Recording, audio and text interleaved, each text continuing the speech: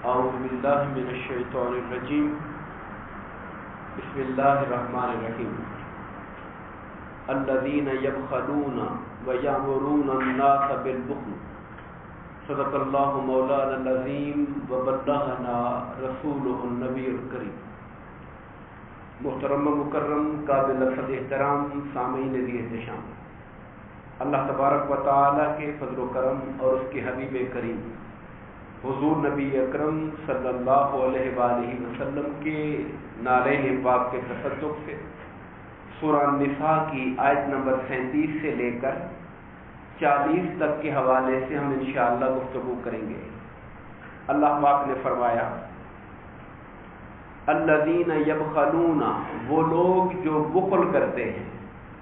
بخل کا معنی ہوتا ہے مال کے خرچ کرنے میں دل کا تنگ ہونا، کنجوسی کرنا، اللہ کی راہ میں نیک کام پر خرچ کرتے ہوئے دل میں گھٹن کا پیدا ہو جانا، یہ بخل ہے۔ وہ لوگ جو بخل کرتے ہیں وَيَأْمُرُونَ النَّاسَ بِالْبُخْلِ، اور یہ نہیں کہ صرف خود اکیلے اپنی ذات میں بخیل ہوتے ہیں بلکہ لوگوں کو بھی بخیلی کا حکم دیتے رہتے ہیں۔ کوئی اور بھی خرچ کر رہا ہو تو اس کو بھی سمجھانا شروع کر دیں گے، یار کچھ اپنا بھی سوچا کرو، اپنے بچوں کا بھی سوچا کرو۔ یعنی وہ نیک کام پہ خرچ کرنا چاہتا ہے، بجائے شوق دلانے کے، ترغیب دلانے کے، الٹا اس کو کنجوسی کی طرف مائل کریں۔ وَيَكْتُمُونَ مَا آتَاهُمُ اللَّهُ مِنْ فَضْلِهِ، اور اللہ نے اپنے فضل سے ان پر جو رحمت کی ہے، مال دے کر، دولت دے کر، عزت دے کر، رتبہ دے کر، عہدہ دے کر، منصب دے کر اس کو چھپاتے ہیں۔ وَآتَدْنَا لِلْكَافِرِينَ عَذَابًا مُهِينًا، اور ہم نے کافروں کے لیے ذلت ناک عذاب تیار کر کے رکھا ہوا ہے۔ عذاب اصلاً ہے تو کافروں کے لیے، مگر وہ لوگ جو یہ طرز عمل اپناتے ہیں، اللہ پاک نے فرمایا پھر وہ بھی اس طرح کے عذاب کا شکار ہو سکتے ہیں، ان کے لیے بھی وعید ہے اس بات کی۔ یہاں اس آیت کریمہ کا اطلاق کن لوگوں پر ہوتا ہے؟ بعض علماء کرام نے ذکر کیا کہ اس سے مراد یہود ہیں، مدینہ کے انصار، میرے آقا کے ساتھ آنے والے مہاجرین کے لیے انہوں نے اپنے دل، اپنے گھروں کے دروازے کھول دیے تھے۔ یہ بات ہم سب کے ذہنوں میں ہونی چاہیے اور بار بار ہونی چاہیے کہ اللہ کے نیک اور صالح بندے، مہاجر بھی رتبے میں کم نہیں تھے، جنہوں نے دین کی خاطر اپنے بنے بنائے گھر، اپنے آباد قسم کے کاروبار، جمے ہوئے کاروبار، اپنے خاندان سب کو چھوڑ دیا کلمہ حق کی سربلندی کے لیے، دین کی خاطر، اللہ اور اس کے رسول کی خاطر۔ اور انصار مدینہ وہ لوگ تھے جنہوں نے اپنے گھر، اپنے کاروبار، اپنی زمینیں، اپنے باغات، سب کچھ میں مکہ سے آنے والے مہاجرین کو شریک کر لیا اپنے مال کے اندر۔ جیسے کوئی برابر کا حصے دار بن جاتا ہے، انہوں نے برابر کا حصے دار بنا دیا۔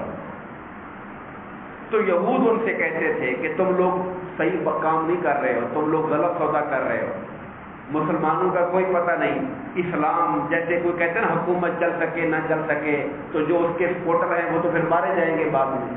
تو وہ اس طرح ان کو ڈراتے تھے کہ تم نے اپنا سارا وزن اسلام کی کشتی میں ڈال دیا ہے، خدا نہ خواستہ اگر اسلام معاذ اللہ کامیاب نہ ہو سکا یا مسلمان مکہ چھوڑ کے چلے گئے، پیچھے تمہارے پلے تو کچھ نہیں بچے گا نا۔ پھر وہ ان کو اس طرح سے ڈراتے تھے۔ اللہ پاک نے مذمت کی ان کی کہ یہ لوگ خود بھی بخل کرتے ہیں اور لوگوں کو بھی جو ایمان کے لیے اپنا سب کچھ نچھاور کرنا چاہتے ہیں ان کو بھی بخل کرنے کی باتیں بتاتے ہیں۔ پھر فرمایا والذین ينفقون اموالهم رئاء الناس، اور وہ لوگ بھی، ان کے لیے بھی عذاب ہے جو اپنے مال کو خرچ تو کرتے ہیں مگر ان کا خرچ کرنا اللہ کی رضا کے لیے نہیں ہے، ان کا خرچ کرنا دکھاوے کے لیے ہوتا ہے، نمائش کے لیے ہوتا ہے، لوگوں کے سامنے اپنا نام بنانے کے لیے ہوتا ہے۔ ولا یؤمنون باللہ ولا بالیوم الآخر، نہ وہ اللہ پر ایمان رکھتے ہیں نہ وہ آخرت پر ایمان رکھتے ہیں، ان کے دل میں ایمان نہیں ہے اللہ پر، مگر بعض اوقات محفل میں اپنا آپ دکھانے کے لیے خرچ کرنا پڑ جاتا ہے تو وہ خرچ کرتے ہیں، مگر صرف لوگوں میں اپنی عزت رکھنے کے لیے، خدا سے انعام حاصل کرنے کے لیے نہیں۔ وَمَن يَكُنِ الشَّيْطَانُ لَهُ قَرِينًا فَسَاءَ قَرِينًا، میں جس کا ساتھی شیطان بن جائے پھر اس سے برا ساتھی کون ہو سکتا ہے؟ شیطان جس کا ساتھی بن جائے، بخل کا حکم دینا شیطان کا کام ہے، نیکی کی راہ پہ نہ چلنے دینا شیطان کا کام ہے، بدی کو آراستہ کر کے دلوں کو اس کی جانب مائل کرنا شیطان کا کام ہے۔ تو شیطان جس کا سنگی اور بیلی بن جائے، دوست بن جائے، اور ہر ٹائم یہ مشورے اس کو ملتے رہیں، تو فرمایا پھر اس سے برا دوست کس کا ہو سکتا ہے؟ اور پھر اللہ پاک نے ایک بات فرمائی، وَمَاذَا عَلَيْهِمْ، انہیں کیا برا لگا تھا، ان کو اس میں کیا ایسی کوئی بہت بڑی آفت آ گئی تھی، لو آمنوا باللہ، اگر وہ ایمان لے آتے، ان کا کیا جاتا تھا؟ الفاظ وَمَاذَا عَلَيْهِمْ، ان کا کیا نقصان ہو جاتا اگر وہ ایمان لے آتے اللہ پر، والیوم الآخر، قیامت کے دن پر، وَأَنفَقُوا مِمَّا رَزَقَهُمُ اللَّهُ، اور جو اللہ نے ان کو دیا ہے اس کو اللہ کی راہ میں خرچ کر لیتے تو ان کا کیا برا ہو جاتا۔ دنیا بھی سنور جاتی، اسلام کو طاقت ملتی، دین کو طاقت ملتی، اور آخرت بھی سنور جاتی۔ وَكَانَ اللَّهُ بِهِمْ عَلِيمًا، اور اللہ تعالیٰ ہر شے کو جاننے والا ہے۔ یہ جو آیت کریمہ ہے کہ ان کا کیا برا ہو جاتا اگر وہ ایمان لے آتے، اس میں ایک بہت بڑا عقیدے کا مسئلہ ہے، وہ سمجھنا چاہیے۔ مسلمانوں میں بعض طبقات رہے ہیں جو کہتے ہیں کہ اپنے آپ کو جبریہ کہلاتے تھے، انسان مجبور ہے جی، اللہ نے جو لکھا ہے بس وہی کچھ ہونا ہے، انسان کے اپنے اختیار میں کچھ نہیں، وہ انسان کو مجبور کہتے تھے۔ ایک طبقہ وہ ہے وہ کہتا تھا قدریہ کہلاتا تھا، نہیں انسان کو اللہ نے ہر طرح کی طاقت دی، جو مرضی چاہے کر سکتا ہے۔ حضرت علی کے زمانے میں بھی ایسے لوگ آئے تھے آپ کے پاس، آپ بتائیے انسان مجبور ہے یا مختار ہے؟ تو آپ نے کہا ایک ٹانگ اٹھاؤ، اس نے ایک ٹانگ اٹھائی، کہا دوسری اٹھاؤ، کہا دوسری تو نہیں اٹھا سکتا، کہا اتنا اختیار ہے اتنے مجبور ہو۔ ایک ٹانگ اٹھانے کا اختیار ہے، یعنی کچھ کاموں میں اللہ نے اختیار دیا ہے اور کچھ کاموں میں اللہ نے اختیار نہیں دیا۔ علی مرتضیٰ رضی اللہ تعالیٰ نے اس طرح بندے کو سمجھایا تھا۔ یہ جو اللہ نے فرمایا کہ انہیں ان کا کیا برا ہو جاتا اگر وہ ایمان لے آتے، اس کا مطلب یہ ہے کہ ایمان لانے میں اللہ نے انسان کو اختیار دیا ہوا ہے۔ اگر انسان مجبور ہوتا کہ ایمان نہیں لا سکتا تو اللہ یہ کیوں کہتا ان کا کیا برا تھا اگر وہ ایمان لے آتے؟ بھئی اگر وہ ایمان لا ہی نہیں سکتے، مجبور ہے، اللہ نے ان کو مومن کرنا ہی نہیں ہے، تو اللہ پھر یوں کیوں کہتا کیا برا تھا ان کے لیے اگر وہ ایمان لے آتے؟ مطلب یہ کہ ایمان لانے کی طاقت تھی مگر وہ نہیں لائے، تبھی تو اللہ ان کو اس بات کے اوپر مذمت کر رہا ہے۔ اسی طرح بعض لوگ کہتے ہیں کہ جی تقدیر میں جو کچھ لکھا ہوتا ہے وہ تو ہو کر ہی رہنا ہوتا ہے۔ ہاں یہ بات درست ہے، اللہ نے تقدیر میں جو کچھ لکھا ہے وہ ہو کر ہی رہنا ہے، مگر سوال یہ ہے کہ آپ اور مجھ میں سے کون ہے جو تقدیر پہ لکھے کو دیکھتا رہتا ہے کہ میں نماز نہیں پڑھوں گا، تقدیر میں نہیں لکھا ہوا۔ یہ ہم تقدیر کا لکھا دیکھ کر نماز نہیں پڑھ رہے، تقدیر میں لکھا دیکھ کر ہم غلط کام کر رہے ہیں، ایسا کچھ بھی نہیں ہے، یہ ہم اپنی مرضی سے کر رہے ہیں۔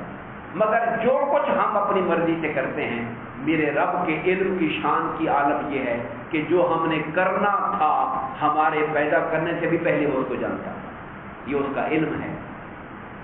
علامہ اقبال نے بڑی پیاری بات فرمائی ہے، تقدیر کے پابند ہیں نباتات و جمادات۔ نباتات کہتے جڑی بوٹیاں، جمادات کہتے پتھر پہاڑ۔ تقدیر کے پابند ہیں نباتات و جمادات، بندہ مومن ہے فقط احکام الہی کا پابند۔ ہمارے ذمہ اللہ کا حکم ہے، قرآن پڑھتے ہیں یہ کام کرو، یہ کام کرو، یہ نہ کرو، یہ نہ کرو، ہمارا ذمہ یہ ہے کہ اللہ نے جو حکم دیا ہے ہم وہ کرتے جائیں۔ خدا نے کیا لکھا ہے وہ خدا جانتا ہے، اس کی کتاب جانتا ہے۔ ہم تقدیر کے پابند اس لیے نہیں ہیں کہ ہم تقدیر کو پڑھ نہیں سکتے، ہم اس کو جانتے نہیں ہیں، ہم اللہ کے احکام کے پابند۔ اللہ نے قرآن بھیجا، اللہ نے حضور میرے آقا کریم کی سیرت اور سنت ہمیں عطا فرمائی کہ زندگی ایسے گزارو، یہ کام کرو یہ کام نہ کرو، ہم اس کے پابند ہیں جو اللہ رسول نے فرمایا۔ باقی ساری باتیں جو ہیں وہ انسان کے دائرہ اختیار سے باہر ہیں، اس لیے ان پر توجہ کرنے کی بجائے اس قرآن پہ توجہ کرنی چاہیے کہ قرآن ہمیں کیسے زندگی کی تعلیم گزارنے کی تعلیم دیتا ہے۔ پھر فرمایا ان اللہ لا یظلم مثقال ذرۃ، اللہ تعالیٰ کسی جان پہ ذرہ برابر بھی ظلم نہیں کرتا۔ اللہ کی شان یہ ہے، عدل تو عدل رہا، وہ تو فضل کرنے والا رب ہے، وہ تو نیکیوں کے صلے کو بڑھا چڑھا کے دینے والا ہے، وہ کسی پر زیادتی نہیں کرتا، کسی پر نقصان نہیں کرتا۔ ایک بات سمجھنے والی ہے کہ زیادتی، یہ جو ظلم کس کو کہتے ہیں؟ ظلم کہتے ہیں کسی اور کی ملکیت کے اندر تصرف کرنا۔ ایک چیز میری ہے، اس کو کوئی چھیڑ خانی شروع کرتے، میں کہوں گا یہ ظلم ہے، بھائی میری چیز تھی، اس کو آپ کیوں استعمال کر رہے ہو؟ ظلم کی تعریف ہے وضع الشیء فی غیر محلہ، کسی چیز کو اس کی نامناسب جگہ پہ رکھنا۔ یہ اللہ کا کلام ہے، قرآن ہے، اس کو عزت کے ساتھ اوپر رکھیں گے تو یہ اس کا حق ہے۔ اللہ نہ کرے کوئی بدبخت اس کو اٹھا کے نیچے رکھ دیں، کہ بڑا ظالم انسان ہے یہ، اس نے قرآن کی عزت نہیں کی۔ قرآن کو کہاں رکھنے کا حق تھا، اس کو وہاں نہیں رکھا۔ یہاں تک سمجھ لیجئے کہ دین کی تعلیم اور تبلیغ کرنے کی ذمہ داری اہل علم کی ہے۔ اگر اہل علم کی بجائے جاہل بیٹھ کر یہ کام شروع کر دیں گے، ہم کہیں گے یہ ظلم ہے۔ گاڑی چلانا اس کا کام ہے، جس کے پاس لائسنس ہو، ڈرائیونگ جانتا ہو، جو بغیر جانے بیٹھ جائے گا گاڑی پر، ہم کہیں گے یہ ظلم کر رہا ہے۔ تو ظلم کا معنی ہوتا ہے کسی شے کو اس کے مقام سے ہٹانا، کسی اور کی ملکیت میں تصرف کرنا۔ اللہ تعالیٰ ساری کائنات کا مالک ہے، وہ اگر سارے انسانوں کو جہنم میں ڈال بھی دے تب بھی وہ ظالم نہیں بنے گا، کیونکہ اس کی اپنی چیز ہے۔ اگر اللہ تعالیٰ تمام انسانوں کو جہنم میں ڈال بھی دے، استغفر اللہ الیاذ باللہ، تب بھی اللہ ظالم نہیں بنے گا، اس لیے کہ ظلم ہوتا ہے کسی اور کی شے میں کام کرنا۔ ہم تو سارے ہیں ہی اسی کے، مگر یہ اس کا فضل ہے، اس کی رحمت ہے، اس کا کرم ہے کہ وہ ہماری نیکیوں کو قبول فرما لیتا ہے اور ہمارے گناہوں کی معافی کا سامان پیدا فرما دیتا ہے۔ میں اللہ تعالیٰ کسی پر ظلم نہیں کرتا، زیادتی نہیں کرتا کسی پر۔